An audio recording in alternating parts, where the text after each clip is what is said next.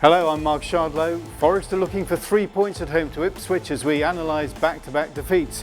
It's the FA Cup for Mansfield and Notts, but what can be done about their goal-scoring problems? This is Team Talk.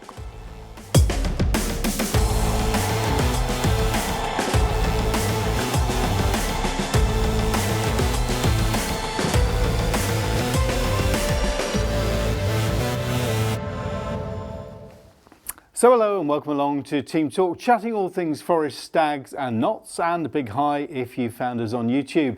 Alongside me is our regular pundit, Charlie McParland, the former Forest coach, Notts manager and forward, and now Mansfield Town youth coach. And with us today, it's a fan special to our long-serving pundits, Adrian Rawden, whose passion is Notts County, and Tim Kociuch, a Forest and Mansfield fan. And you've been travelling the miles this week, Tim. You went to Wickham last night for Mansfield and Arsenal with Forest. At the Saturday, weekend, yeah, two poor results really. Mansfield were unlucky last night, a last-minute goal which was a total fluke. So that was must have been disastrous actually for the team to come back last night. A long journey back with, what could you have done there? Nothing. Could have done nothing. They've worked their socks off. Brilliant performance. Yeah. And you look at Forest on Saturday. To be fair to Forest, Arsenal for me are one of the top footballing team at the moment in the UK, without a doubt. They just ooze football. It's just unbelievable to watch. It is unbelievable. But to be fair to Forest, going down there, did you expect to get anything? I can't remember last time Forest. I think last time I seen Forest win down there, 90 something, definitely. Yeah. So, it's a funny programme today, isn't it? Because Notts haven't won a league game in November. Mansfield haven't won a league game in November. Forest have conceded 3 in the last 2. Yet they're all handily placed in the table. Weird one. I think that's just because the starts they've had. They've all had unbelievably good starts, haven't they? So that's given them a bit of a cushion. But I think things are starting to catch up now. Injuries and suspensions and just the helter-skelter of fixtures coming fast and fast. Yeah. Okay. Right. We're going to start with Forest today at home to Ipswich on Saturday after their unbeaten away record came to an end at the Emirates. Arsenal nearly went ahead after a few minutes before the offside flag was raised, but 10 minutes later Kociuch broke the deadlock and the Gunners then went in to dominate the game, scoring 2 more and taking all the points. Head coach Nuno Espirito Santo said Arsenal were the better team, but they allowed them to play too much. Sometimes it's the quality. I think second goal, it's very hard because it's a very good kick on the ball, but we allowed Arsenal to go too easy in our box, to make the combinations, the quality players. We have to close better the gaps, be more close to our opponents, don't let them decide, be stronger on 1v1s, a lot of things to assess. All the games have quality players and we cannot ignore that, but you have to do better. We have to improve. And if you ask me if I'm worried, yes, that's the main aspect that I'm worried about us, because we cannot concede. We cannot concede so easy. We cannot get away from the game. 1-0 is one thing. 2-0, the game is very, very, very, very difficult. Well, yeah. Honest from Nuno. I mean, how much is it that Arsenal are just, like Tim said, like a great team, or how much do Forest need to look at things? And we spoke about it last week. Big Wes was on. We says Arsenal will need to have an off day, and Forest a good day, and they can get a draw or something out of the game. Unfortunately, Arsenal were absolutely brilliant. But I still think like the Forest could have done a little bit more defending wise. Like we always talk about the wide players, and I think when you're going to players like Arsenal, I think they have a duty to protect their fullbacks, especially the left fullback who's playing against Saka, because Saka's unplayable when he's on it. So you have to get in there and say, I'm going to look after you today, fullback. Then if we hit them on the counter, I'm going to run forward. And it's not just Sancho and Alanga and wide players. For years, always one. You don't like defending or going that way, but sometimes there's a day for it. Where you have to look after your fullback and protect them. Regarding the first goal, everybody will say a fantastic finish, but it's run right across the box. There's 3 or 4 players who might have got a tackle in. You have to get a tackle in or a block. Then he's reversed it that way into the top corner. fantastic goal, striking the top corner, but you must get a block in. Second goal, right, I'm thinking, Yates has went with the runner, which is fine, but I think he was more proud. You have to get out there. He's had all the time in the world. These are Premier League footballers. He's had all the time in the world to strike that ball in the corner. And that's what Nuno's like talking about. Then it's game over. Forget about the third goal. The game was over by then. So they didn't defend like they normally defend. So again, it's not all doom and gloom. It's an off day, and it's down at Arsenal. And Arsenal have got Odegaard back, who's absolutely fantastic footballer, and he makes things tick. He gets on that ball. Wonderful player. So let's not be doom and gloom. I think we've said it about the Premier League that in lots of ways you've got to be on it every game. If you slip off, if you're off the pace a little bit, you get punished in this league. Didn't help on Saturday. No Chris Wood, no Gibbs White, no Anderson. You know, three key players. Yeah, they are. To be fair, I mean they are key players. But I mean, at the moment, I don't know what he's doing with Anderson. Why I don't want to play Anderson, because that's for me, Anderson is a quality player. But the thing is about what Charlie says about, you know, someone's got to look after your fullback. Arsenal find space. So if someone drops in there, they've got space somewhere else. And I've never seen a team find the space like they just do. There's always a man space. It's like they're playing on either, they've got a wider pitch and Forest's got a narrower pitch, or they've got like an extra man and Forest's got a less man. That's Arsenal just do it. I don't know. It's just it's hard working against Arsenal. But Charlie is right. You've got to work a lot harder at things like that. But having the three players out, did it make a difference? Would we have done better? I don't know, it's hard to say really, but obviously Chris Wood's been brilliant this year, hasn't he? Morgan Gibbs White's a quality player, and Anderson, when he fancies playing him or how he wants to play him, I don't know, but they've got Forest have got a quality. Don't get me wrong, Forest have got a quality side this year. They've got far better players than last season and the season before, and hopefully next season they'll get more quality players and then progress again. So progression with Forest. So taking a 3-0 down at Arsenal, okay. They probably will win the league that year. Well, Liverpool or Arsenal win the league. One of them two. Yeah. So we might be watching the champions on Saturday. I don't know. Let's have a little look at the table. See where Forest are. AD, I guess, you know, watching from the other side of the Trent, you must be impressed with how Forest have started this season. Well, I said to quite a few Forest fans that I've met that you must have nosebleeds when they were a little bit higher in the table. Obviously, the international break's probably come at a bad time for Forest. It stopped their momentum a little bit. Obviously, that's why they probably lost Gibbs White, obviously coming back. Yeah, what do you make of that? Like he's been struggling with injury, and he went off to play for England, and he's come back injured. See, I find that very bizarre. And I think if there's any doubt with a player, he's got a slight injury, I think he should stay at his club. Yeah. Right, especially if he's going to England. I'll tell you what I think as well, you've got a bit of probably agents. We're getting to January. Yeah, get yourself another couple of international caps, put a few more million on. You know. No. You don't know? No, it's not that. It's not that easy. I don't think it's that. You don't think? No. The bottom line with the player, the club's got to look after the player. Charlie knows this, because if you've got an injury, you shouldn't be sending your player in anyway. But to be honest, if I'm Morgan Gibbs White, and that's a really competitive position, isn't it? And you've got a new manager coming in January, you want to take the opportunity, don't you? On the other hand, maybe like if he's not had an injury and he's went to England and he's picked up a slight injury and come back with it. So we're just making assumptions here. We're just making assumptions. Yeah. So, but what I'm saying is, if he's had a niggly injury before he went, I'm thinking, if you're the manager, I'm saying to the physio, keep him here. Yeah. And you don't want to ruin his chances.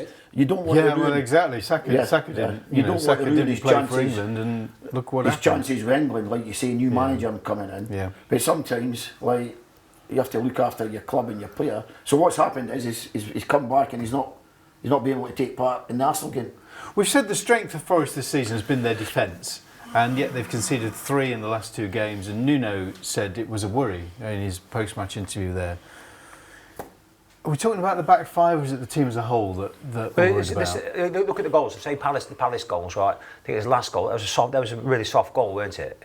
So I don't think the centre halves, Forest 2 centre halves at the moment, right? Possibly could play in a lot in Premier League, especially top 7, the quality, you know. And I'm not fussed on the centre halves. It's just basically that sometimes we get caught down the wings. That's a classic place where you get a bit of an overload down there, and next thing you know, it's the balls in the boxes, isn't it? Or the player. We sometimes get caught out of position. The right backs sometimes get caught out of position sometimes. So I think that's the problem. The problem is like it's not so much down the middle, and they will have off days. Milinkovic and Murillo, like human beings. Like Van Dijk, you seen him on Saturday or Sunday trying a back heeler on the middle of the pitch. It's led to a penalty for Southampton. But like what I say is, if you're going to Arsenal, first of all, right, you're saying to your two wide players, look after your fullback. I'm repeating myself, but it's which they did against Liverpool. Which they did got the win. They got the win. They feel it's like looking at where they are on the table, playing a bit more progressive football this time. Yeah, but there's sometimes and they went to Liverpool. They had the sort of two midfielders wide, right? Kept the game tight, grew themselves into the game, put the two quick players on, then went and won the game. They went down to Arsenal, had the quick players on from the start. Then all of a sudden, bang! I think you're a goal down in 10 minutes. I'm not saying if more central midfielders played on those inside forward wide areas to protect the fullback would have stopped it. But like sometimes you have to say, I'm going to sacrifice today a bit. I'm going to be a bit more pragmatic. And there's like I love attacking football, but sometimes you just have to be a bit more pragmatic. Going back to that Liverpool game, I went to that Liverpool game, right? So on that day, the Forest. I'm going to stop there. Go. Sorry, we'll make the point after a break. We're going to do a break. I want to talk about that. Man City coming up next week, and also Ipswich at the weekend. So we've got a quick break now. When we get back, we'll be chatting more Forest plus Mansfield Town and Notts County.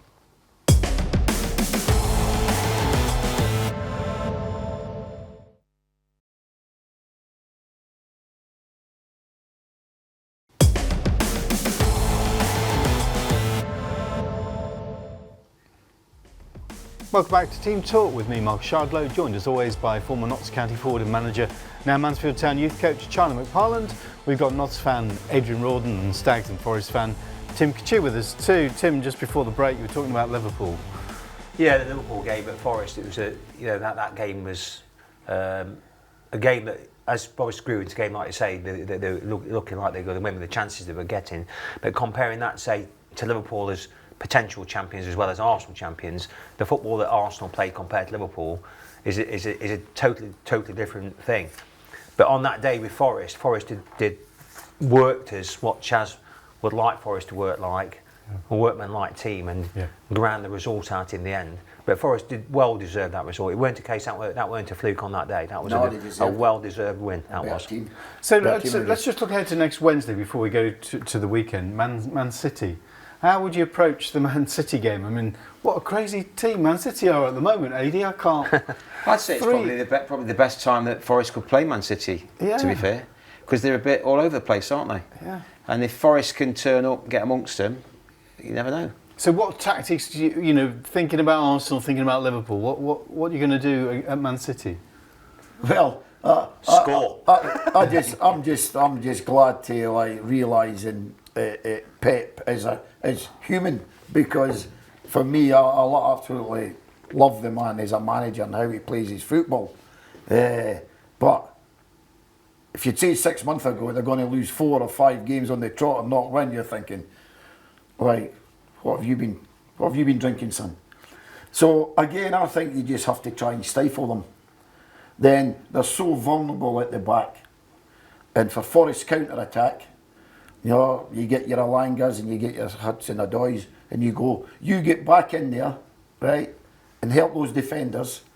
Then when we win that ball, and we're midfield players, you get up that pitch as quick as you can. Yeah, so you play the wide men, but you want more from them. More from them defending-wise. But then when you get the ball, you're making quick runs forward. You're running quick forward. Then when you lose the ball, you run even back quicker, because they're so vulnerable at the back at the minute. Right, if you can keep it tight and hit them, you've got chances of scoring. But I'm just a wee bit worried, because they're not going to carry on like this forever. Like losing these games or giving like last night, they've got a 3-0 lead. Yeah. Who would have thought of that? Yeah. Then they come back to 3-3. Yeah. Oh, this is why football is so wonderful. Yeah. Like the things that happen. It's great. That's why we all love football. We love playing it. We love watching it. We love talking about it. We have debates about it. Yeah. You know, it's great, and I think it's good for football. Manchester City losing a few games, so everybody goes, oh, gives them a wee bit of hope, because Pep signed a new contract, and all the other clubs in are going, oh my God, Pep's staying. Then all of a sudden he loses a few games, and they're like, oh, but no, it's strange. How are you looking ahead to the Man City game? I mean, Forest are good on the counter attack for sure, but they've got to, like, it's not a chance, they've got to cover themselves if they're going to push up. But if they play the game and go and what I would do, I won't be scared of Man City. No, put it not that way. at the moment. Not at the moment. And then I just go out and do your jobs properly, and you'll get your chances. Get the ball in the box. If Chris Wood plays, then he'll be well lined up to get on the end of the ball. Yeah. So they're doable, but that's not what Chaz says. That run can't carry on. So sooner or later they're going to get back to winning Hopefully ways. it carries on till after the Forest game. Let's hope it carries on the rest of the season. But Forest if they get the Gibbs White back, you know, they get Woods back in, he's recovered for his trip and all that. Like, Forest are no slouches. Forest shouldn't fear anybody. So what about Ipswich then? I mean, when we saw the forthcoming fixtures, and you'd think, oh, your eyes light up at Ipswich as a fan, eyes light up Ipswich at home, but I think they're a danger side, really. Yeah, of course, Ipswich, I don't know what you think. The Premier League can be like, it's hit and miss, isn't it? Because you can be bottom of the league and you can go and win away at Man City, for example. Just when them games happen, don't they? Ipswich and they're going to fight for their lives, aren't they now? Mm-hmm. Ipswich went to Spurs and beat Spurs. Yeah. I think Ipswich are an honest team. They all run. They've got loads of energy. Their wide players are up and forward, like we talk about. They get back. They help their full-backs. They run forward. They get early crosses in the box. They've got the big striker Delap, who I would say there's a few clubs watching him at the minute. He's a handful. He can get a hold of the ball. He can finish, and he puts himself about. He doesn't bother who it is. He's a big, strong boy who doesn't mind mixing it. So they're a real threat. But I think if Forest are at it, and really at it, they should go on and win the football match. You were with the fans at the Emirates, so you know there's a growing clamour for Jota to get a start. With the Langer's injury, maybe this will be the game. What's your view on that? I mean, the manager knows what to do, don't he, in the games, and he plays his players the way he plays the players because he wants them to do a job. Jota's a good lad, and whether he wants to play him or don't play him or how he wants to play him, it's hard to say. So I can't really comment on that, can I? Don't mean he's a good lad. Don't mean he's a great player. Yeah. Just on the Jota one, right? Hold on, just 1 second. That Jota thing. So Jota, that Newcastle game, he had that chance in the second half. And he should have scored that chance. He took the ball too far into the box, and that changed the game. But the Jota one, right? I think he's a good sub at the minute. I'm not convinced about him, but that's a bit harsh because until I see him play 3 full games, 4 full games, right, to give him his due, but I'm just not convinced. I think he uses up a lot of energy, does a lot of running, and there's not real end product yet. But if he gets his chance to go in there, it's up to him to take the chance, then see what happens. So watch this space. What about those next 5 games, Adi, when we look at them? Ipswich, Man City, Man United, Villa, Brentford. It's not we look at anything on paper. How many are you looking at there?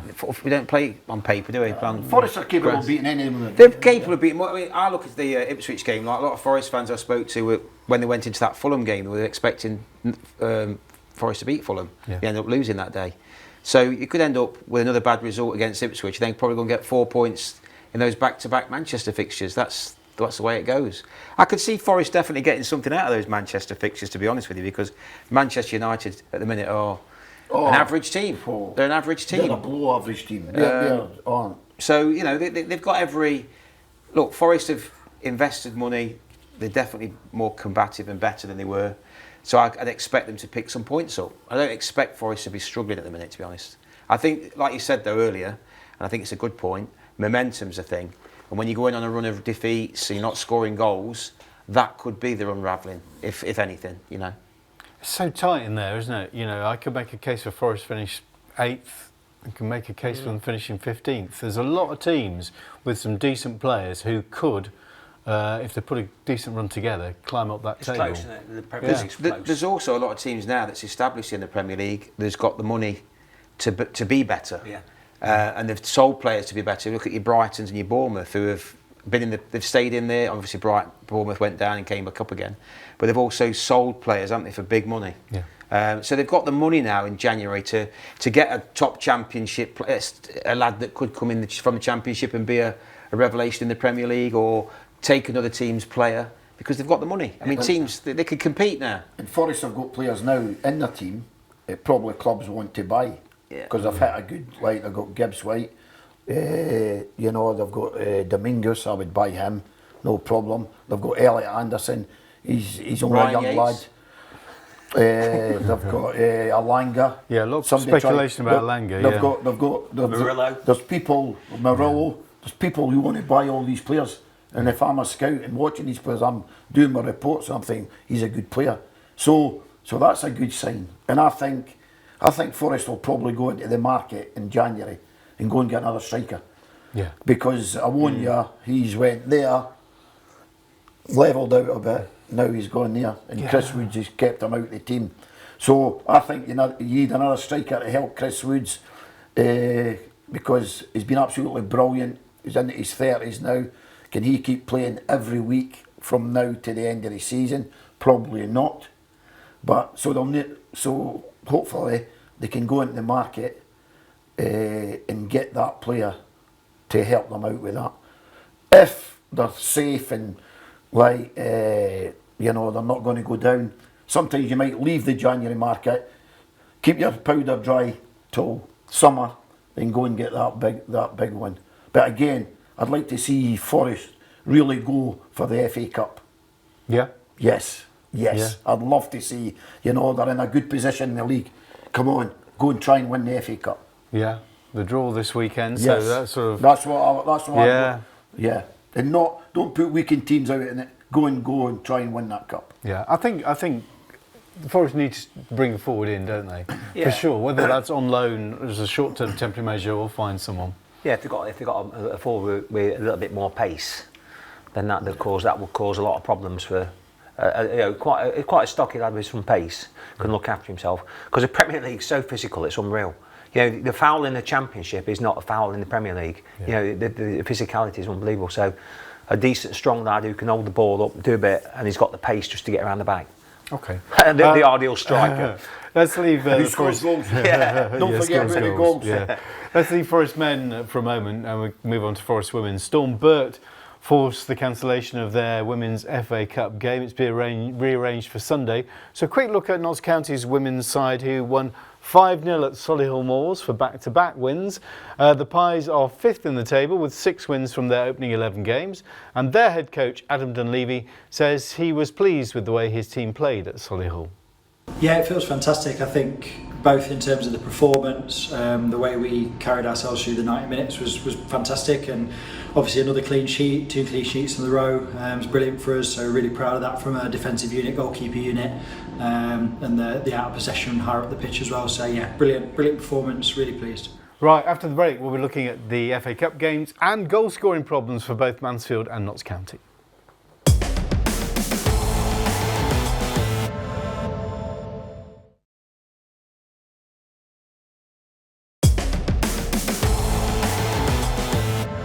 Welcome back to Team Talk with myself, Mark Shardlow, Charlie McParland, Adrian Rawden and Tim Kociuch.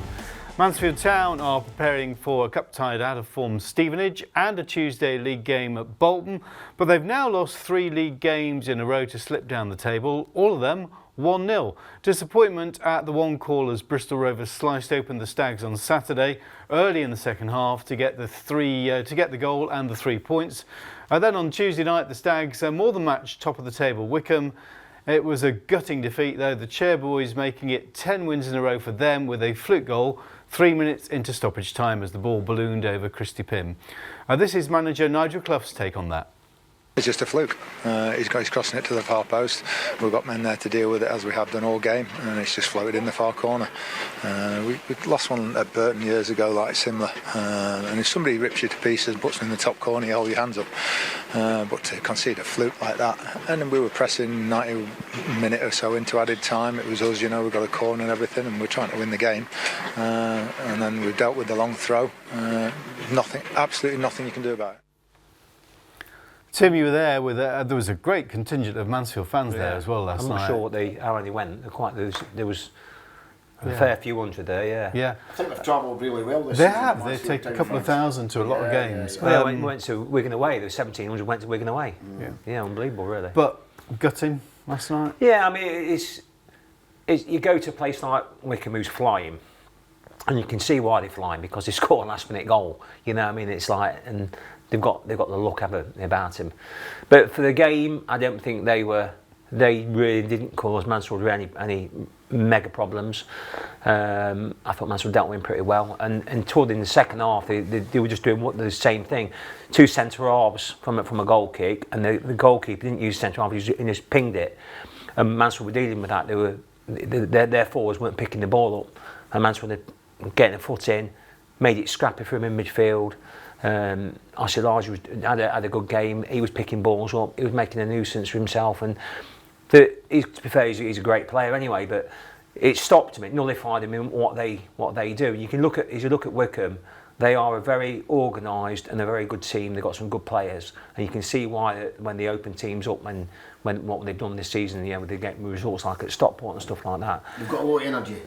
Yeah, they're at it all the time. Yeah. They're at it all the time. The three front players are they've got lots of energy down the sides, left and right, and down the middle. And what they tried to do last night, they tried to suck the wing backs out. The Mansfield wing backs went out, and they were direct down the side of the Mansfield back three. But the Mansfield back three dealt with it unbelievable. They were excellent, and there was not a lot in the game. If anything, Mansfield were on the ascendancy in the second half. And you talk about the goal, and Tim will tell you, he was at the game, I was watching on TV. I could not believe it. Because Nigel just says there, Mansfield were going for it. They looked more like scoring in the last knock-ins than Wycombe. Then I've scored a goal like that myself many moons ago. I've tried to cross it and it's just flew in at the far corner.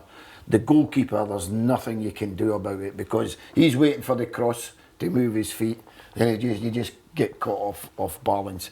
But it was again, Mansfield went down and matched them like they matched Wrexham.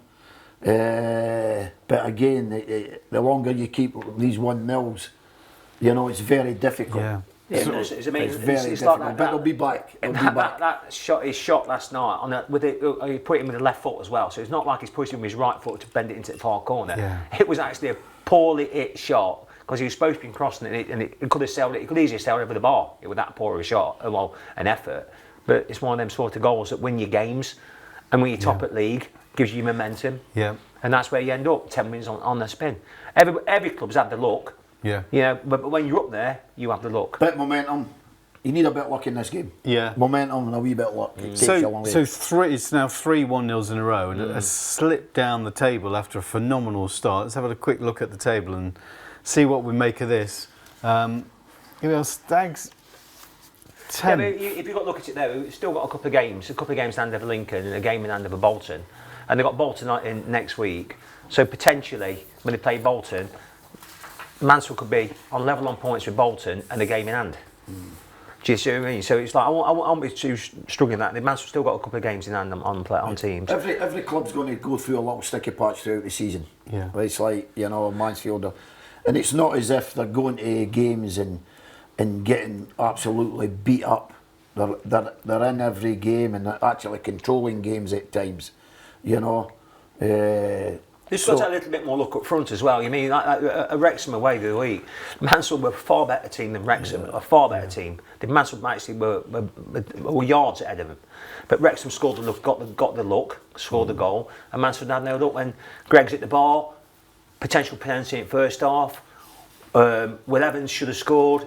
and it's just not one of them things. Bristol We haven't got the look going. Bristol Rovers, yeah. Bristol Rovers is the same. And but that's the key get, isn't it? Because you look at the fixtures that Mansfield had. You mentioned Wrexham, Birmingham at home, Wickham, the top 3 sides, and then Bristol Rovers on Saturday. You think, well, that's our 3 points. And it's not as easy as that. I know they're a bit down the bottom of the league, but again. If you listen, you have to stick the ball in the net, and the chances. Well, that's the key, isn't it? And that's the key. Is it just that they're missing Gregory? Oh, massively. He scored 8 goals already before his injury, and he's a handful. He's cute. He gets a hold of the ball. He knows where to run, and I think Will Evans is missing Gregory, even although Lucas does fantastic up there as well. But Evans is the man. He's that number 9. And again, on Saturday, Will Evans, good player, works hard, gets a hold of it. He's snatching at a few things. But as soon as he gets one and sticks it in the net, all of a sudden he'll start. I was a striker myself. Sometimes if you're in a goal glut, you start snatching at things and you get a bit anxious until you get that goal to get you going again. But again, you have to regroup. Nigel's an experienced manager. He'll sort them out and they'll get going again. I think with Evans as well, he's learning that league as well, because this is a step up for him from last season, and the standard of that league is actually a lot higher. The standard's a lot higher than League Two.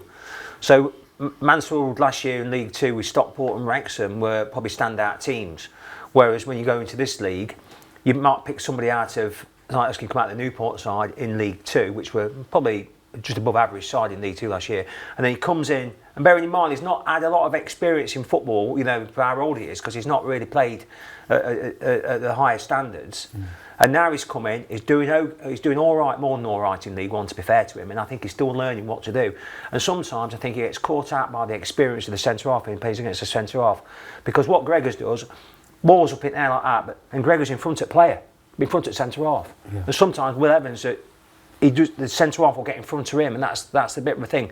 That's something for him to learn, and I think he will learn that, and he'll improve his game, because his finishing, some of his goals this year have been phenomenal. So it's the FA Cup this weekend, and Mansfield and Notts have the same dilemma really. They've got an FA Cup tie away from home on the Saturday, then they've got a league game on a Tuesday. How would you approach that manager-wise? Are you going to rotate your squad? You play your strongest team for both games? Well, I think in terms of Notts, you've got to play. Well, Notts are currently playing the best team because that's all what the they've injuries, got. yeah. And a lot of fans were talking about that when we played away at a few weeks ago when we played away at Doncaster. Why did he make no changes? Well, there was nothing on the bench that day that was going to make any difference to the quality that was on the pitch, because we had the best. Was Cowler not on the bench that day? He was, but he was injured. He got injured in the warm-up. See, I don't understand that. Like if he's got injured in the warm-up, you might as well take your kit off and go and sit in the dressing room. Yeah. Not sure about that, Charlie, but at the end, ultimately, you've not seen him again. So if you can't put him on the pitch, I don't understand that one. Because teams would normally travel with a spare man, wouldn't they? Yes, you'll have an extra man. Yeah. Well, obviously, the FA Cup's different because you're allowed to have the extra substitutes, which is why Notts gave those youngsters the opportunity against Alfreton in the last round. And that's probably the difference this year when you look at the Notts bench with their injuries, they're struggling. You look at the Mansfield bench and you could probably make 4 or 5 changes without necessarily weakening the Mansfield side. Mansfield at the moment, don't get me wrong, with how you've got a lot of luck, haven't you, in football on injuries wise. You can get on your bench, so you can have a strong bench one week, and the week after you can think, crikey, I'm struggling to fill a bench. That's just how it goes. But Mansfield's still got players to come back. It's like Reece Oates, he's still got to come back, but whether or not he'll be right for Saturday, I don't know. But it's the same with Notts. Sometimes you're going to have players that are going to be available. Sometimes you're not going to have them players available. It's just look at the draw at it. The other weird thing with Notts recently is obviously we had Jacob Badou out because he clocked up the points on the bookings, and then you got Jata on international duty. So you're taking two really good players out of that again when you're already struggling because you've got no Crowley, Jones, Robertson, Edwards, and Grant who were. I think Mansfield are more equipped with squad wise than Notts at the minute. You know, because like Nigel's did that very well this year, where when he's made changes and took maybe 3 or 4 out and put the other 4 in, they've still had a strong team and went on to get good results. But with Notts, and Eddie's just touched on them players that are out, Jody Jones, Crowley, you know, Bedu was out for a bit, Jata was away on international duty. That's a lot to come out that team and it still be strong, because the players that are going in are not quite as strong as them. The key players, aren't they, for Notts? Yeah, And to the lose key them players. key players. Yeah, and that's why Gregory's such a miss. Yeah, Yes, of course. Yes, he's like, you know, he's one who'd be in your team probably every week. You wouldn't want to be resting him. You know, if you think he can like play all the games, and he maybe can't play all the games because, again, he's getting into his 30s. You know, and he's got a lot of football behind him, probably 400 or 500 games. So it does take its toll. But again, it's like you miss a few players, and I think Notts will suffer more than Mansfield. And at the minute, you've got Resource to come back, but Alfie Kilgore's there back fit. So you've got players who can go in there who I think are just as good as the players. Like he brought Jordan on last night for Bailey. We're going to call time on Mansfield Town. We've still got Notts County to cover and our weekend predictions there on the way in just a moment.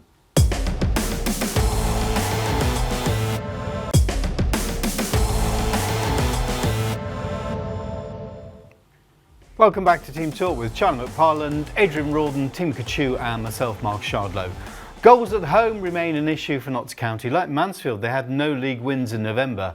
They shared the points in a goalless draw with Newport at Meadow Lane at the weekend. Despite having 26 shots, Notts couldn't find the back of the net.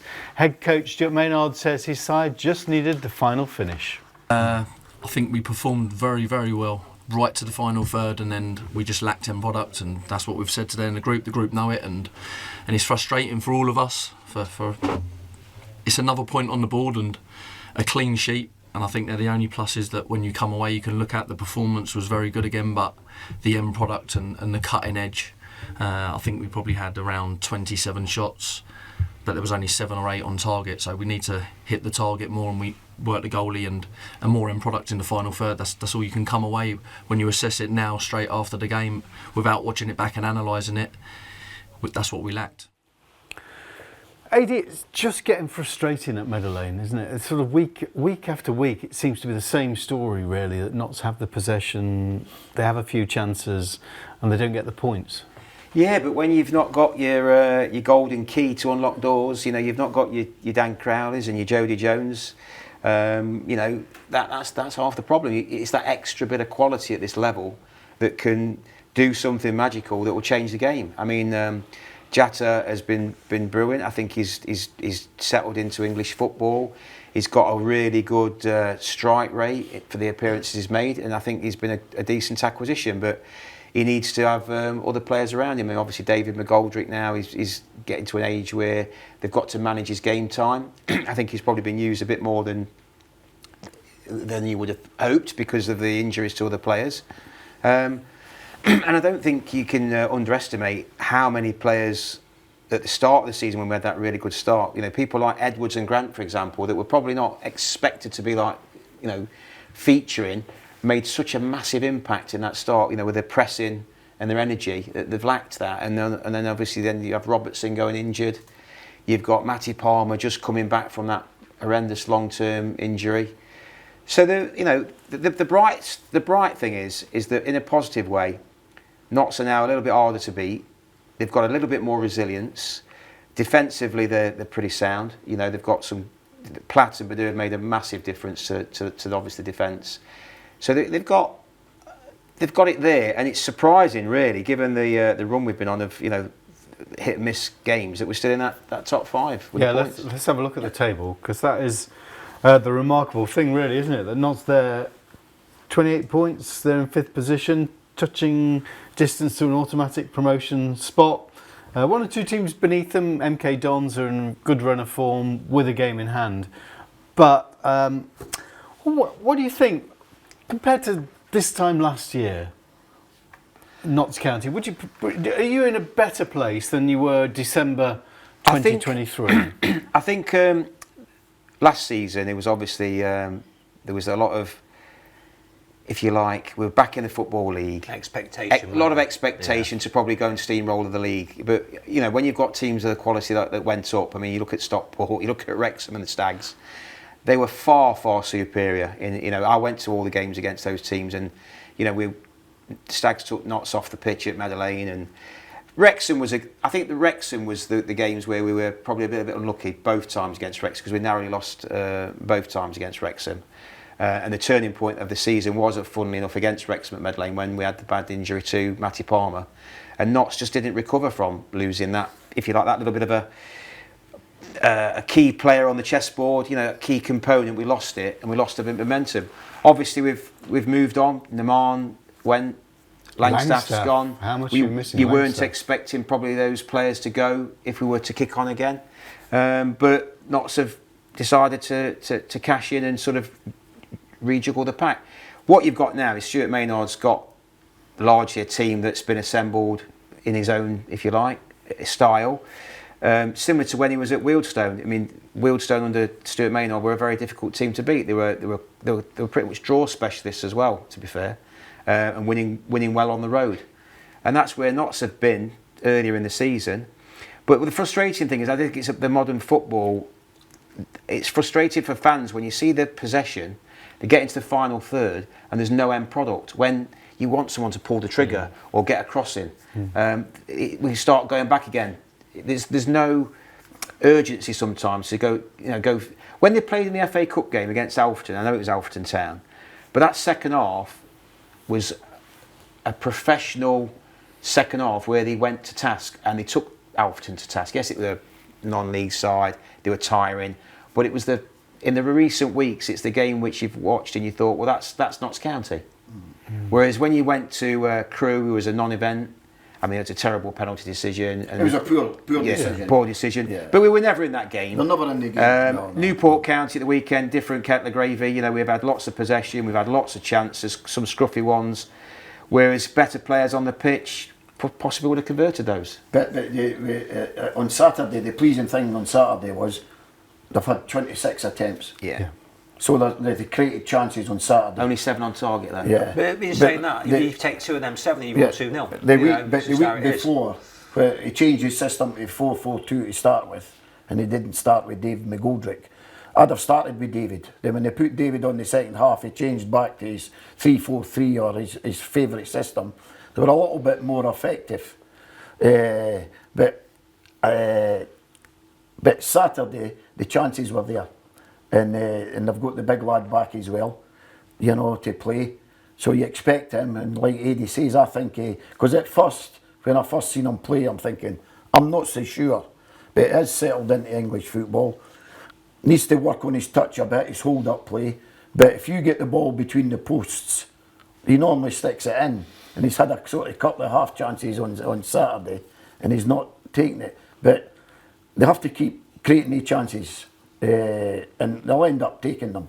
Is there too much expectation, though, amongst fans that when Crowley and Jones come back, then everything changes? Well, that's the thing, isn't it? I mean, those guys. I mean, I'm not really sure what Dan Crowley's injury is, to be honest with you. It's obviously some innocuous problem he had a warm up against Doncaster that's kept him out. Obviously, Jones we know what that is, and I think it will be hard to expect people, when they've had these big injuries, to come back the same way. I mean, I know Jody's been immaculate since he's come to Notts and recovered from his injuries, and he's been a fantastic footballer, but you can't help but think it's after Christmas, we're into the scruffier weather, it's colder, you've got some Saturday Tuesdays coming up, whether that will obviously play. I mean, Notts at the minute are just managing the resources they've got available. They've got to go out, for me, in January and certainly strengthen in some key positions. Up front, in midfield, they've got to look at a couple of opportunities there. It'd be nice to strengthen, like Eddie's saying, but I still think they've got enough there. Yeah. With what this league is this year. Well, let's have a look at the next 5 to come. I mean, the league games: Walsall, Colchester, Salford, Bradford. But before them, Peterborough this weekend in the FA Cup. Do you fancy a cup run? Do you know, strangely enough, I do feel that Notts could have a cup run this year. I fancy them being in the 3rd round and getting a really good plum tie. I just have this feeling that we will do that. Possibly at the league's suffering a little bit. I fancy not, because we haven't had a good cup run for years. Funny enough though, Peterborough are a bit of a bogey for us. They've famously knocked us out the cup at Meadow Lane 1-0 years ago when it was a bit of a shock. We lost our last competitive game 2-0 in the FA Cup replay a few years back. So we owe them. And I will be there Saturday to witness that. So I do fancy Notts having a good cup run. And as fans, does the FA Cup still appeal to you guys? Oh, it does me. I love the FA Cup. I love it. I think it's a shame that it's been devalued in the recent years, but it was always a massive spectacle. If you was my age, I can remember every cup final, 70s, 80s. You know, the classic Arsenal, Man United, Alan Sunderland winning in the last, boiling hot days. It's always around my birthday, which is brilliant, mate, in May. Sunny days, and it was a national event. You got the TV coverage was fantastic. It was an all-day event. You know, 10 o'clock, visiting the players' room. You were helicoptering. Ronnie Radford. The FA Cup is a massive, and I've been lucky enough to go to finals and see some great games. So, yeah, I still value it highly. Yeah. Tim? Yeah, same here. It's amazing, isn't it, the FA Cup? It's what football, especially for like us, like in lower leagues, to play, to go through, and then potentially you get through to the third round. Have a decent run in the third round, then you're in the fourth, then you're in the fifth, and the crikey, then it's like, what like Chesterfield a few years ago. I mean, I don't like saying it, but who'd have thought what they did? Yeah. Well, Notts got to the quarterfinals twice in the 80s. We played Everton in the quarterfinals at Meadow Lane. Andy Gray scored. Yeah. Quarterfinals, fantastic occasion, mud heaper pitch. Right. What a Hold great it memory. there. Let's have a little think about this weekend. It's time now for your weekend predictions. Starting off with Forest at home to Ipswich. How are you seeing this? I'm going for a home win. Forest. Forest Ipswich. Home win. 3 on the board then with a home win. The FA Cup, it's Peterborough against Notts County. Is it replays? Nope. Nope. Goes right to penalties. Yep. I'm going to say Notts County on penalties. 2-1 Notts. I will say Notts win. Okay. And the final one is Stevenage against Mansfield Town. Stevenage not in great form at the moment. I'm going to go for a 1-0 for Mansfield. 2-0 Stags. I think win. I don't know what, but I think they'll win. Okay. Right. Tuesday, Bolton against Mansfield Town. I'm going to go for a draw in that one. 0-0. Draw. And how about Notts County who are playing at Walsall? I'm going to go for another draw. I think that'll be a tight game. Draw. Tight Yeah, game. I think they'll get a result there. Big games. So it'll be a tough game. Tight games. Yeah. But that's the games that Notts need to pick points up. Brilliant.